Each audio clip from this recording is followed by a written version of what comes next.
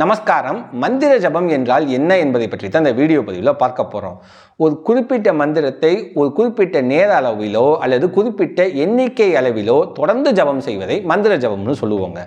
இப்படி செய்யக்கூடிய இந்த மந்திர ஜபத்தை பொதுவாக 4 வகையாக பிரிக்கலாம். அந்த 4 வகை என்னன்னு கேட்டிங்கன்னா வாச்சிக், உபான்சு, மானசிக் மற்றும் அஜபா. இது தாங்க அந்த 4 வகை. வாச்சிக்னா என்னன்னு கேட்டிங்கன்னா மந்திரத்தை சப்தமாக ஜபம் செய்தல்.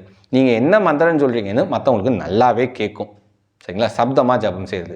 உபான்சு அப்படின்னா என்னென்னு கேட்டிங்கன்னா மந்திர ஜபம் செய்வீங்க, சப்தமாக இருக்காது, சாஃப்ட் டோன் இருக்கும், உதட்டசைவில் மந்திரம் இருக்குன்னு சொல்லுவோம். ஒரு 2 அடி 3 அடி தள்ளி ஒருத்தர் இருக்காதுன்னு வச்சுக்கோம். அவருக்கு நீங்கள் ஏதோ முணுமுணுக்குறீங்கன்னு தெரியும், அது என்னன்னு கேட்காது, அல்லது உதடு அசைவது மட்டும்தான் தெரியும். பக்கத்தில் ரொம்ப நெருங்கி வந்து உன்னிப்பாக கவனித்தா மேபி கேட்கலாம். சரிங்களா? மானசிக் என்பது மனதிற்குள் மந்திரத்தை ஜபம் செய்வது. இந்த மானசிக்கோட அட்வான்ஸ்டு வேர்ஷன் தான் அஜபா. எப்படி மந்திரம் மனசுக்குள்ளே ஓடுதோ அஜபாவில் 24 மணி நேரமே மந்திரம் ஓடும். மானசிக்கில் ஜபம் செய்யும் பொழுது மட்டும்தான் மந்திரம் மனசுக்குள்ளே இருக்கும். ஆனால் அஜபாவில் 24 மணி நேரமும் மந்திரம் உங்களுக்குள்ளே ஓடிக்கிட்டே இருக்கும். அதை தான் சகஜ ஜபம்னு சொல்லுவாங்க. சகஜ நிஷ்டை பலரும் கேள்விப்பட்டிருப்பீங்க. இது சகஜ ஜபம். சகஜ நிஷ்டைனா என்னன்னு கேட்டிங்கன்னா எப்பயுமே தியான நிலையில் இருப்பாங்க, ஆனால் ரெகுலரான வாழ்வியல் முறையில் செய்யக்கூடிய எல்லா செயல்களும் செய்வாங்க. அதே போல தான் சகஜ ஜபம். எல்லா வேலையும் செய்வாங்க, ஆனால் மனதிற்குள் மந்திர ஜபம் ஓடிக்கிட்டே இருக்கும். சகஜ ஜபம். சரிங்களா? சரி, 4 வகை சொல்லிட்டோம். இந்த 4ல் எது சக்தி அதிகம் கேள்வி வந்துடும்ல. ஏன்னா 1 2 3 4ன்னு சொல்லிட்டோம். எது சக்தி அதிகம்? 100க்கு 100 மார்க்கு அஜபா ஜபம் தான். 100க்கு 85 மானசிக், 100க்கு 60 உபான்சு, 100க்கு 40 வாச்சிக். சரிங்களா? ஸோ எல்லோரும் அஜபா ஜபத்திற்கு போகத்தான் முயற்சி செய்ய வேண்டும். இந்த 4 மெத்தட் இல்லாமல் இன்னொரு வகை இருக்குங்க. அதன் பெயர் லிக்கித ஜபம்னு சொல்லுவோம். அதாவது மந்திரத்தை எழுதுவதுன்னு. இப்போ ஒரு மந்திரம் உங்களுக்கு தீட்சையாக இருக்குது, ஒரு 108 ஜபம் தினமும் பண்ணுங்க அப்படின்னு சொல்லியிருக்காங்கன்னு வச்சுக்குவோம். நாம் என்ன பண்ணணும்னா ஒரு நோட் எடுத்துக்கணும். மந்திரத்தை வாய் விட்டு வாச்சிக்கில் ஜபம் பண்ணுறோம், அதே சமயம் எழுதணும். வாய் விட்டு ஜபம் பண்ணும் பொழுது என்ன ஆகுனா அதை நம் காதுகள் கேட்கும். எழுதும் பொழுது கை எழுதுது, கண் அதை பார்க்குது. இதனால் 4 புலன்களும் மந்திரத்தோடு ஒன்றிடும். இப்படி ஒன்றும் பொழுது நாம் 40 மார்க்குன்னு சொன்னோம்ல வாட்சிக்கு, அது ஒரு 70 80 மார்க்கு வரைக்கும் நெருங்கிடும். எப்படி 40 80 மார்க்குன்னு தெரிஞ்சுக்கிட்டீங்களா? ஸோ வாட்சிக் முறையை இந்த முறையில் பண்ணும் பொழுது கொஞ்சம் இம்ப்ரூவ்மெண்ட்டு ஃபாஸ்ட்டாக இருப்பதற்கான வாய்ப்பு உண்டு. ஒரே ஒரு புலன் மட்டும்தான் இதில் ஐக்கியப்படுவதற்கு நேரம் எடுக்கும். ஐக்கியப்படாதுன்னு சொல்ல நேரம் எடுக்கும். அது என்னன்னு கேட்டிங்கன்னா மூக்கு. மனம் உணரும் மூக்கு. தொடர்ந்து இதே மெத்தடை ஃபாலோ பண்ணிங்கன்னா அதுவும் ஒன்றும். அப்படியே மானசிக்கு போயிடுவீங்க. உபான்சுக்கு போகாமையே மானசிக்கு போயிடுவீங்க. மானசிக் போயிட்டோம்னாவே மந்திரம் மனசுக்குள்ளே ஓட ஆரம்பிச்சிடும். மானசிக்கோட அட்வான்ஸ்டு வெர்ஷன் அஜபா தானாக நடக்கக்கூடிய ஒன்று. சரிங்களா? ஸோ எல்லா உபாசகரும் அஜபா ஜபத்திற்கு போக முயற்சி செய்ய வேண்டும். ஆரம்ப நிலையில் உள்ளவர்கள் வாச்சிக் பண்ணலாம். வாச்சிக்கோடு சேர்ந்து லிக்கித ஜபமும் சேர்த்துக்கிட்டால் ரொம்ப நல்லது என்னை பொறுத்த வரைக்கும். பலரும் கேட்கக்கூடிய ஒரு கேள்வி என்னென்னா, ஜபமாலைகள் பயன்படுத்தலாமா கூடாதா?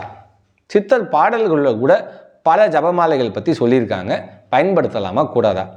பல இடங்களில் சித்தர் பாடல்களில் பிரயோகங்களுக்கு ஜபமாலைகள் சொல்கிறாங்கங்க. பயன்படுத்தலாமா கூடாதா அப்படிங்கிற கேள்வி கேட்டிங்கன்னா என்னை பொறுத்த வரைக்கும் தேவையில்லைன்னு சொல்லுவேன். ஏன் அப்படின்னா ஒரு மூலமந்திரம் சித்தியானதான் பிரயோக மந்திரத்தை பயன்படுத்த முடியும்.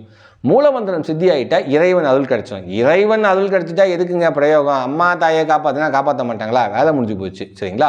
ஸோ பிரயோக மந்திரத்துக்கு இங்கே வேலை இல்லை. சரி, ஜபமாலை பயன்படுத்தலாமா கூடாதா? ஏன் கூடாதுன்னு நான் சொல்கிறேன் அப்படின்னா, ஜபமாலை வைத்து எப்படி ஜபம் செய்வீங்க அப்படின்னு யோசிச்சு பாருங்களேன். ஒரு 108 மணி மாலைகள் உள்ள பல வகை ஜபமாலை இருக்குது. உதாரணத்துக்கு ருத்ராட்ச மாலை, ஸ்படிக மாலை, துளசி மணி மாலை எல்லாம் இருக்குது. 108 மணி உள்ள மாலைகள் வச்சுப்போம். எப்படி ஜபம் பண்ணுவீங்க? வச்சுக்குவோம். ஜபம் பண்ணிக்கிட்டே ஊற்றிக்கிட்டே வருவோம். 1 2 3 4 5ன்னு போய்கிட்டே இருப்போம். அந்த மேல் வரும், வந்தால் 108 ஒரு மாலை கம்ப்ளீட் ஆயிடுச்சுன்னு சொல்லுவோம். இப்போ உங்களிடம் ஒரு கேள்வி, 108 ஜபம் பண்ணிட்டீங்கன்னு எப்படி சொல்கிறீங்க? அதான் மேல் வந்துருச்சே அப்படிம்பாங்க. சூப்பர். அப்போ 1 2 3ங்கிறது மாதிரி நீங்கள் மணியை ஊட்டிக்கிட்டே பண்ணியிருக்கீங்க. இப்போ கேள்வி என்னென்னா, நீங்கள் மந்திர ஜபம் பண்ணீங்களா, மணி ஊட்டினீங்களா, எண்ணீங்களா? எல்லாத்தையும் பண்ணியிருக்கீங்க. மந்திர ஜபம் என்பது உங்கள் மனதை அதில் ஒன்றி செய்து கரையச் செய்வது, மந்திரத்தோடு ஒன்றுவது.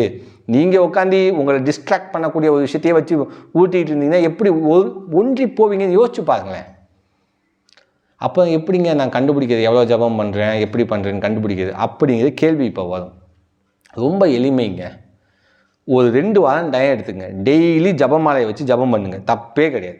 ஏர்லி ஸ்டேஜில் சொல்லேன், பிகினர் ஸ்டேஜ் ஜபம் செய்யுங்க. 108 பண்ணுறதுக்கு எவ்வளோ நேரம் நமக்கு பிடிக்குதுன்னு நோட் பண்ணிக்கிட்டே வாங்க. 14 நாள் டேட்டா உங்கள் கையில் இருக்கா, அதுலேருந்து ஒரு கரெக்ட் உதாரணத்துக்கு 108 பண்ணுறதுக்கு எனக்கு ஒரு 20லேருந்து 30 நிமிஷம் ஆகுதுன்னு வச்சுக்கோம். இந்த 14 நாளில் கம்மியாவது அதிகமாகுது, நான் ஒரு 25 நிமிஷம் ஃபிக்ஸ் பண்ணிக்குவேன். இப்போ ஜபம் செய்வதற்கு முன்பு 25 நிமிஷம் 26 நிமிஷம் தள்ளி அலாரம் வச்சுருவேன். வச்சுட்டு ஜபம் செய்ய ஆரம்பிச்சிடுவேன். அலாரம் அடிக்கும் வரைக்கும் தொடர்ந்து நான் ஜபம் செய்வேன். இதனால் என்ன நடக்கும்னா, எனக்கு டிஸ்ட்ராக்ஷனே இல்லாத மந்திர ஜபம் ஏற்படும். எப்படி? டிஸ்ட்ராக்ஷனே இல்லாத மந்திர ஜபம், எந்த குறுக்கீடும் இருக்காது. அலாரம் அடிக்கும்போது மட்டும்தான் நான் எந்திரிப்பேன். ஒரு சிலருக்கு ஒரு விஷயம் நடக்கலாம், நான் ஒரு மந்திரத்தை பாதி தாங்க ஜபம் பண்ணுறேன், அலாரம் அடிச்சிருச்சு, இப்போ என்ன பண்ணலாம்? ஒன்றும் பிரச்சனை இல்லை, அப்படியே கண்டினியூ பண்ணி அந்த ஜபத்தை முடித்து விட்டு மந்திர ஜபத்தை முடிக்கவும், அவ்வளோதான். சூரிய கிரகணம் சில முக்கியமான நாட்களில் மந்திர ஜபம் செய்யும் பொழுது மந்திரத்துக்கு சக்தி அதிகம்னு சொல்கிறாங்களே, உண்மையா அப்படின்னு கேட்டிங்கன்னா ஆம், உண்மைதான். ஆனால் யாருக்கு அப்படிங்கிற கேள்வி இருக்குது. மந்திர ஜபம் என்பதை மன ஒருமைப்பாட்டுடன் செய்ய வேண்டிய ஒன்று. மந்திரம் மனதை ஒருமுகப்படுத்தக்கூடிய ஒரு முக்கியமான கருவி, தாரணைக்கு உதவக்கூடிய ஒரு கருவி. மந்திர நாத வடிவு, அந்த நாத வடிவை தொடர்ந்து சொல்லும் பொழுது அது மனதை ஒருமுகப்படுத்தி தியான நிலைக்கு அழைத்து செல்லும். இந்த ஒருமைப்பட்ட மனது உங்களுக்கு இருந்துச்சுன்னா கிரகண ஜால ஜபம்லாம் உங்களுக்கு உதவி செய்யும். ஆனால் நானே இப்போ தாங்க பழகிட்டு இருக்கேன், சொல்லும் பொழுது மனசு அங்கே எங்கே போகுது, பல இடங்களுக்கு போகுது அப்படின்னா கிரகண காலத்தில் நீங்கள் செஞ்சுக்கலாம், உங்களுக்கு மன திருப்தி ஏற்படும், ஆனால் முழுமையான பலன்கள் கிடைக்காது. மந்திர ஜபத்தை எந்த இடத்துல பண்ணலாம் என்ன கேட்டிங்கன்னா, எல்லா இடத்துலையும் பண்ணலாம் தான் நான் சொல்லுவேன். எல்லா இடத்துலையும் மனசு உனக்கு ஒருமுகப்பட்டு பழகணும். ஏன்னா நிறைய பேர் என்ன சொல்லுவாங்கன்னா, கரெக்டாக இந்த நேரத்தில் காலையில் இந்த விரிப்பு இந்த கலரில் உட்காந்து பழகுங்க அப்படின்னு சொல்லுவாங்க. சாஸ்திர ரீதியாக சில காரணங்கள் இருந்தாலும் அது ஒரு டிசிப்ளின். நான் ஏன் எல்லா நேரத்துலையும் உட்காந்து எல்லா இடத்துலையும் பழகுங்க அப்படின்னு சொல்கிறேன்னா, இல்லைனா உங்கள் மனசு பழக்கப்பட்டுரும். அந்த நேரத்தில் அந்த இடத்துல அப்படி உட்காந்து பழக்கப்பட்டு போயிடும். எல்லா நேரத்திலும் மனது ஒன்றுணும் அப்படிங்கிறதுக்காக தான் இந்த நேரம்லாம் வேண்டாங்க, எப்போ வேணால் ஜபம் பண்ணுங்க, ஆனால் மனசை உட்காரணும், ஒருமுகப்படணும்னு நான் சொல்லுவேன் முதல் விஷயம். ஆனால் காலை நேர மந்திர ஜபத்தில் மனம் எளிமையாக ஒருமுகப்படும். சரிங்களா? சரி, எந்த இடத்துலலாம் ஜபம் பண்ணலாம்? சாஸ்திர ரீதியாகவே பார்த்தோம்னா நிறைய இடம் சொல்கிறாங்க. சில முக்கியமான இடங்கள் கேட்டிங்கன்னா, முதல்ல உங்கள் வீடு, கோயில், ஆற்றங்கரை, சரிங்களா? அதுக்கப்புறம் பார்த்தீங்கன்னா பசுமாட்டு தொழுவம், இந்த மாதிரி எந்த இடங்களெல்லாம் ஜபம் பண்ணும் பொழுது சக்தியும் அதிகம், பலன்களும் சீக்கிரமாக கிடைக்கும்னு சொல்கிறாங்க. என்னதான் இந்த இடங்களுக்கு பலன்கள் சீக்கிரம் கிடைக்கும்னு சொன்னாலும் மனது ஒருமுகப்பட்டு ஜபம் பண்ணால் மட்டும்தான் பலன் கிடைக்கும். மனம் ஒருமைப்படவில்லை என்றால் பலன் இல்லை. இங்கே பலரும் மெக்கானிக்கலாக நான் 1 லட்சம் முடிக்கணும், 1 லட்சத்தை பார்த்தீங்கன்னா ஒரு 20 நாளில் முடிச்சிடுறேன், காலைல 10,000, மாலையில் 10,000, இல்லை காலையில் 5,000, சாயங்காலம் 5,000 முடிச்சிடுறேன் அப்படின்னு ஒரு மெக்கானிக்கல் சாண்டிங்காக மந்திரத்தை ஜபம் பண்ணுறாங்க. இதனால் பலன் கிடைக்காது. மந்திரத்தோடு நீங்கள் ஒன்றி போகணும். நீங்களும் மந்திரமும் வேறு இல்லைங்கிற நிலை ஏற்படணும். அஜபாஜபத்தில் அது ஏற்படும். அப்படிங்கிற நிலையில் தான் மந்திரம் அதன் பலனை உங்களுக்கு தரும்.